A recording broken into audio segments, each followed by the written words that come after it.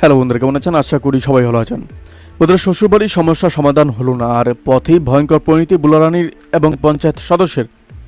বন্ধুরা, পুলিশের সূত্রে পাওয়া খবরের ভিত্তিতে জানা গিয়েছে যে রায়গঞ্জের জগদীশপুরের বাসিন্দা বুলারানী সরকারের মেয়ের বিয়ে হয় দক্ষিণ দিনাজপুরে, কিন্তু মেয়ের শ্বশুর বাড়িতে অরহ অশান্তি লেগেই থাকতো। বন্ধুরা, মেয়ের বাড়ির সমস্যা মেটানো হলো না, আর পথেই ভয়ঙ্কর পরিণতি হলো বুলারানী এবং পঞ্চায়েত সদস্য সহ বাকিদের। রায়গঞ্জে এই ভয়াবহ পথ দুর্ঘটনায় মৃত্যু হয়েছে 4 জনের, গুরুতর জখম হয়েছে 1, চিকিৎসাধীন মোট 8 জন। ঘটনাটি ঘটেছে রায়গঞ্জ বাইপাসের বাঙ্গার এলাকায়।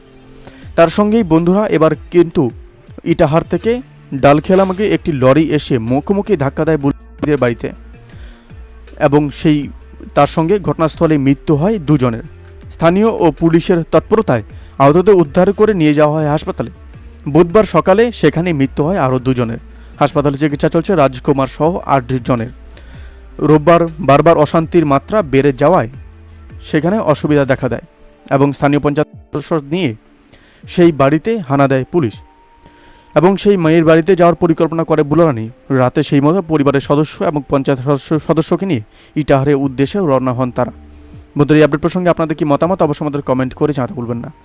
ভালো থাকবেন, সুস্থ থাকবেন, ধন্যবাদ। দেখা হচ্ছে নতুন একটি ভিডিওতে। আপনি কোথা থেকে দেখছেন অবশ্যই আমাদের কমেন্ট করে জানাতে ভুলবেন না।